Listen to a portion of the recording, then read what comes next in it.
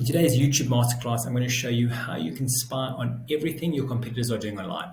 So we're going to start with number one, seeing what they're doing online from a creative point of view.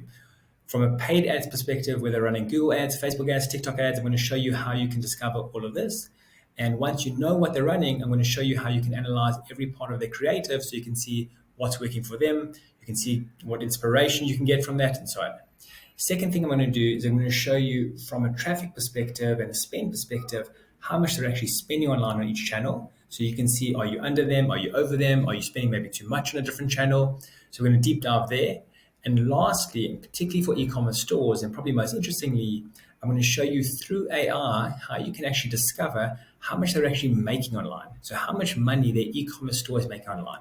So stay for the end for that, and let's dive in. We're going to analyze the Google Merchandise Store, assuming this is our competitor that we want to analyze. And the reason we're going to do this is that Google Merchandise Store gives everyone access to the analytics, so we can see everything that's happening behind the scenes. So we can see the traffic, we can see the revenue, we can see the conversion rate. And this is super powerful and super important when we're analyzing a competitor. If we know what the actual source of truth is through analytics, we can then marry up our strategies effective in actually giving us accurate results. So we're going to start with a store.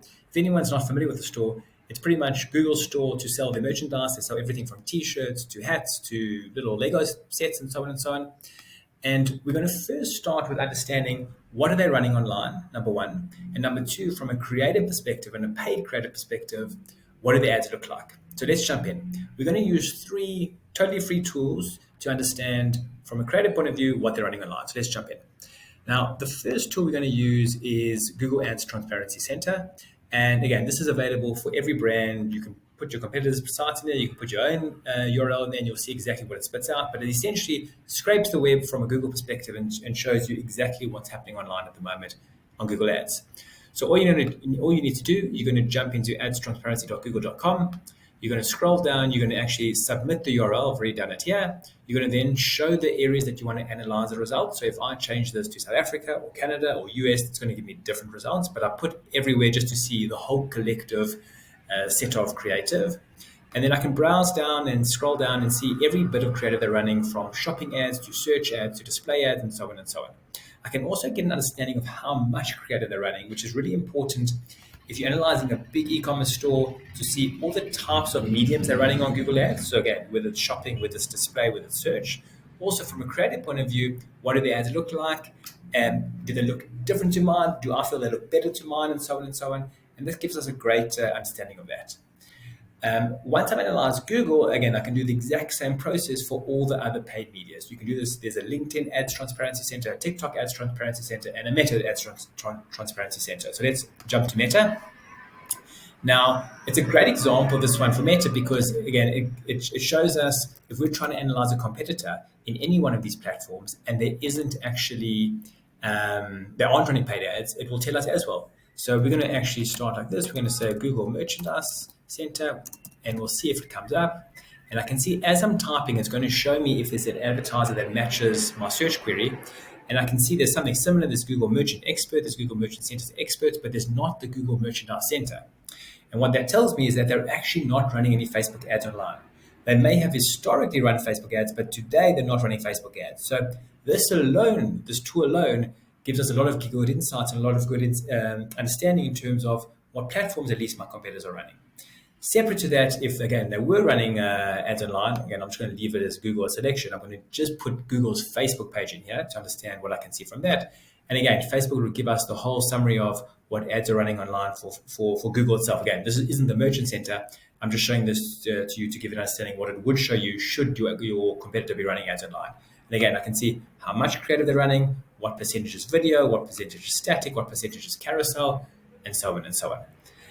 Same is true for the TikTok Ads Transparency Center. Same is true for LinkedIn Ads Transparency Center. All you need to do is to go into Google and take whatever medium you want to analyze, whether it be LinkedIn, TikTok, Twitter, whatever it is, and say Transparency Center, and it'll pull up the URL, and then you can actually submit your competitor's URL in and see what's going on. So that's really a creative analysis. It gives us really 2 things what we've done here. Number one, it gives us an understanding, are competitors actually running on a medium, on a paid medium that is? And secondly, it gives us an understanding if they are indeed running on a paid medium, what creative they're actually running. And again, we can get some good insights from there. We can get good insights in terms of, am I missing something? Maybe they're doing 90% video and I know they're powerful online and we're not doing any video online, and therefore there's a good missed opportunity or a good opportunity for me to take up. So I think that's really interesting from a starting point of view. Medium analysis, what my competitors are doing online, and should I be doing the same? Next, let's jump into understanding how much my competitors are actually spending online. Now that we know what creative our competitors are running, it's actually quite interesting and exciting and very valuable to know how much they're actually spending on that creative. There's unfortunately no free tools available to actually understand social spend. There's a lot of tools available to understand Google spend, which I'm going to show you, but social spend is that much more tricky, and you can do lots of anecdotal evidence, lots of different types of AI insights. But again, at this point, at the moment, there's no real free tools to give us that insight. But let's just jump to the Google side of things, because that itself is extremely interesting. Now, there's a lot of free tools available, some are paid, and there's essentially two different approaches to use. One is a tools approach, and I'm going to tell you a limitation about that approach. And the second thing is to actually use your Google Ads data if you're running Google Ads. I'm going to show you both. So let's start with the tools approach. Now, the three biggest tools to get these insights are SpyFu. SpyFu is pretty accurate. Its biggest limitation is it only has data for the following 12 countries. So if your country that you're trying to analyze is not one of these, you don't have that data. Second tool, which is pretty good, is SEMrush. And the SEMrush have some paid extras these days to actually analyze paid ad spend, paid creative from your competitors. That's quite a good tool as well. And the third tool is Ahrefs. Ahrefs, again, predominantly and historically an SEO tool, now again has some decent paid ads insights as well. We're going to start with SpyFu, because SpyFu is kind of super easy to operate, free tool, and again, the data across them is quite similar. So all you would do is you would type in the URL you're trying to analyze. We'll come back to this apple.com example now. We're going to analyze how much spent it is, and it's going to spit out a number. And it's going to say there's only 7 paid keywords they're running for. Estimated monthly spend, because it's only 7 keywords, is 0. And therefore, we can deduce that the Google merchandise store is actually not spending money on paid ads, at least from SpyFu's point of view. If we're analyzing another competitor, which obviously is spending money on ads, again, I'm just going to use Apple as an example because it's obviously a big website, and it gives us a lot of data. Just want to show you in case one of your competitors are running a lot of ads online. It's going to give us all this information. It's going to give us how many paid keywords they're bidding on or running ads on. We can see how much traffic they're getting from their Google ads, and again, how much their spend is. So 1.5 million a month. It is quite a good idea to check this or cross-check this against different tools, because they do have different data sets, different data sources, and they do give us different results. But it's a decent starting approximation. Next, I'm going to show you one other cool thing in Facebook to actually understand from an audience perspective what our competitors are doing. And then we're going to jump into the final part of it, which is, again, I think the most exciting part, using AI. How can we actually estimate, and using proper real data, understand how much our competitors are actually making online? So let's just jump into Facebook, and then we're going to go into our revenue calculator. One more cool tool, and this is outside of spend, is if you want to analyze, particularly on Facebook and Insta, how your competitors are actually reaching you, to see what audiences they're advertising to. All you need to do is, when you scroll your feed, you'll see when you get to an ad, you'll see it says sponsored. There's a little three horizontal buttons. If you click on those buttons, you get a little drop-down tab which says, why am I seeing this ad?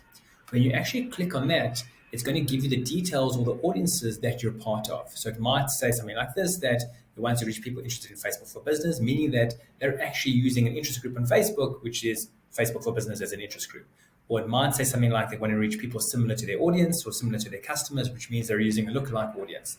Or it might say they want to reach people that have been to their website or app, which means they're using remarketing. But this is a super powerful way to actually understand what audiences your competitors are using and to what degree do they actually know what they're doing. Last thing we're going to jump to is our ChatGPT AI analysis of how much our competitors are actually making online. So one of the reasons it's quite cool to analyze the Google Merchandise Store is, again, we have access to the Google Analytics. So we can actually check our assumptions versus real life back-end data. And again, this is really useful when you're analyzing your own store, to make sure that these methods that I'm going to show you today are accurate, And B, when you're actually checking your competitor stores, it will then give you that confidence in these tools I'm showing, number one, and this methodology I'm showing, number two, is actually accurate in estimating traffic numbers, revenue numbers, and so on. So the last thing we're doing today is actually analyzing how much revenue our competitors are making. Now, the best way to do that is to use a combination of two things. Number one, it's getting the best traffic data we have. Number two, it's then taking that traffic data and using some sort of knowledge into conversion rates. And I'm going to explain how you can do that for your competitors. And number three, applying an average purchase value to then calculate the final revenue that our competitors are making. So let's jump in. Right, so the best way or the most important way to estimate and use a number of assumptions to get accurate revenue data on our competitors is to start with understanding how much traffic our competitors are getting. And secondly, as important, is where's that traffic coming from?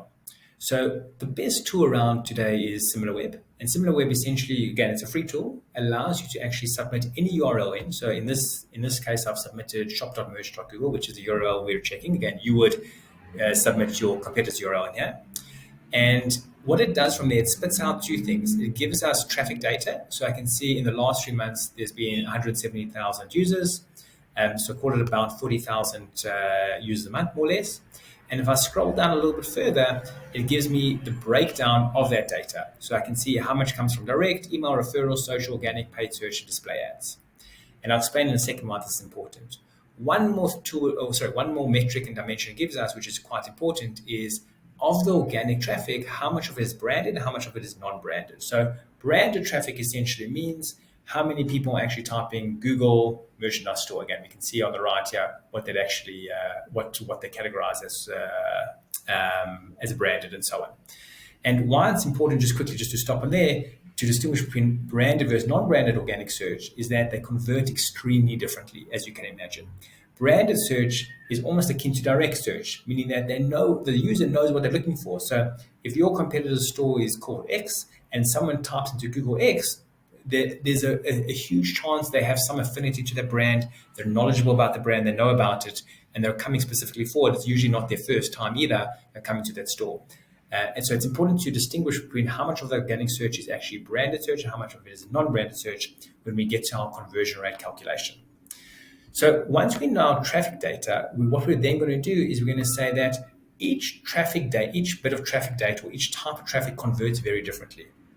Now, there are global benchmarks in terms of conversion rate. So if I have 1,000 people coming to the store and 100% of them actually buy, we have a 10% conversion rate. Now, most stores, or the rule of thumb across the web, is that stores convert at 2%. Now, this number can vary greatly and wildly. If you have a store where people are likely to reorder stuff, so for example, if you're selling shampoo online, that number gets much higher and much higher because most of your users or orders come from repeat users in that. So that number, that 2% can be 4%, 6%. I've seen 15% before. Likewise, or conversely, if you have a store where you have very high ticket items, so maybe you're selling couches online, usually furniture has a conversion rate of about 0.5%. So that number is hugely important when we build our calculations. The best way then to analyze that is to actually, particularly when we're analyzing our competitors, we're going to take what our current conversion rate is, and we're going to assume our competitors have a similar conversion rate. We're going to get it a bit more fancy, a bit deeper soon, but that's a great starting point. Lastly, is we need to know what is the average value of a order value to actually make our final calculations. Again, the best way to do this is to take what your average order value is. It's extremely likely that your competitor's average order value is extremely similar. Again, across industries, this number can vary greatly.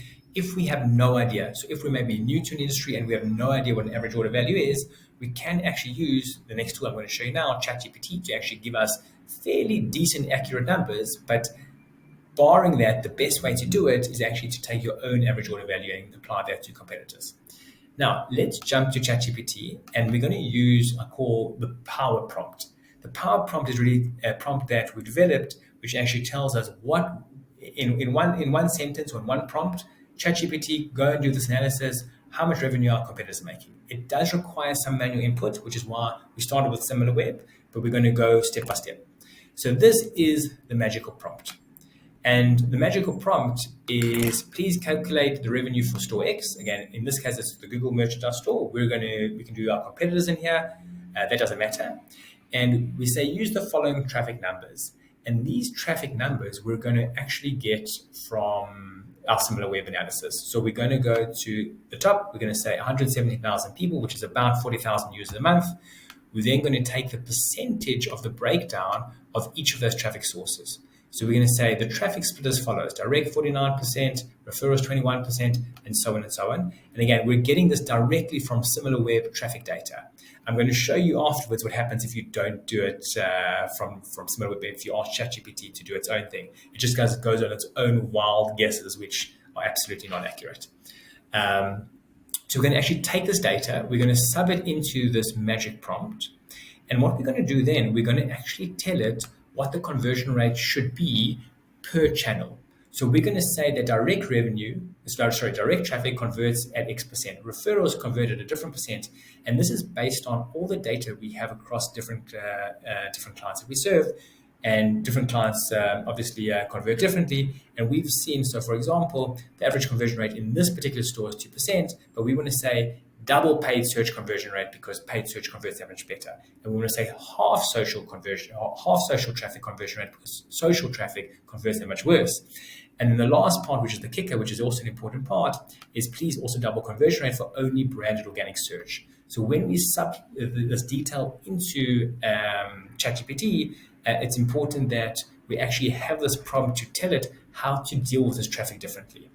The last bit, which we're going to say, is use an average transaction value. This average transaction value, again, we've used ChatGPT to generate, but again, my suggestion is use your own average transaction value and sub that in. In the YouTube clip, I'm going to put the prompt below that you can actually apply to your competitors and yourselves to actually check, number one, on your store, how accurate this prompt is for you. And then once you gain confidence, how then you can apply it to your competitor stores. So we're going to say, the final part of the prompt is please estimate the overall monthly revenue of store X, which is in this case the Google Merchandise Store. We're going to click submit and we're going to see what it gives. While it's analyzing, we're going to just jump to the back end of GA4. Again, this is one of the reasons why I like to analyze the Google Merchandise Store. It's great to validate hypotheses. We can see the Google Merchandise Store for sure is doing $126,000 a month. And we know this because, again, we're on the back end of the GA4. If we now jump, let's see how accurate our prompt is. It gives us an overall value of 102,000, which is not on the money. It's never going to be absolutely on the money, of course, but at least it's in reason and it's fairly close. And I think you can try this again on your own store, I suggest, and then on your competitor store. I think it's an amazing prompt to give you revenue numbers, I'd say within a bracket of about 20-25%, which I think is fairly accurate and good enough to analyze competitor stores. I hope that helps. I hope that's really interesting for you and it gives you a lot of insights in terms of how you can analyze your competitors. Of course, if there's any questions, please leave so in the comments below. Thanks so much.